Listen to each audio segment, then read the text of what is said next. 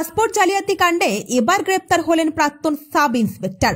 শুক্রবার রাতে অভিযান চালিয়ে হাবড়ার অশোকনগর এলাকা থেকে অভিযুক্ত এই ব্যক্তিকে গ্রেপ্তার করে কলকাতা পুলিশের গোয়েন্দা বিভাগ। এই নিয়ে ধৃতের সংখ্যা বেড়ে দাঁড়ালো 9 জন। শনিবার ধৃতকে আলিপুর আদালতে পেশ করা হয়। পুলিশ সূত্রে খবর, ধৃত 61 বছরের আব্দুল হাই 1 বছর আগে সাব ইন্সপেক্টর হিসেবে কাজ থেকে অবসর নিয়েছিলেন। কলকাতা পুলিশের সিকিউরিটি কন্ট্রোল অর্গানাইজেশনের সঙ্গে যুক্ত ছিলেন আব্দুল হাই। জাল নথির ভিত্তিতে তৈরি হওয়া 150টি ভুয়ো পাসপোর্টের মধ্যে 52টি ইনকোয়ারিং অফিসার ছিলেন তিনি। সেই সুবাদেই চক্রের অনেককেই চিনতেন এই ব্যক্তি বলে অভিযোগ। তাদের সঙ্গে যোগাযোগ রেখে পাসপোর্ট জালিয়াতি অনেকটাই নিয়ন্ত্রণও করতেন বলে অভিযোগ। প্রত্যেকটি জাল পাসপোর্ট পিছু 25,000 টাকা করে নিতেন বলেও অভিযোগ। পাসপোর্ট জালিয়াতি কাণ্ডে ধৃত সমরেশ বিশ্বাসের সঙ্গে তাঁর যোগাযোগ ছিল বলেও পুলিশ সূত্রে খবর। তবে আব্দুলের পরিবারের দাবি একজন সৎ অফিসার হিসেবে পরিচিত আব্দুলকে ফাঁসানো হয়েছে।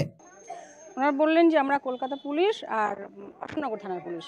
না, কালকে আমি কিছু জিজ্ঞাসাও করিনি, জানতে পারিনি, তবে একটু শুনেছিলাম যে পাসপোর্ট ম্যাটার। উনি কলকাতা পুলিশ অফিসার ছিলেন, হ্যাঁ রিটায়ার্ড হয়েছেন। আমার মনে হচ্ছে উনি তো খুব স্বচ্ছ মানুষ, খুব স্বচ্ছ। ফাঁসানো, এটা আমার মনে হচ্ছে ফাঁসানো হয়েছে। যদিও কোনো কাগজের ভুল ত্রুটি হয়ে থাকে, কিন্তু এত বড় কাজ উনি কোনোদিনও করেননি যে ওনাকে এরকম এইভাবে গ্রেপ্তার হবেন, এমন কাজ উনি করেননি।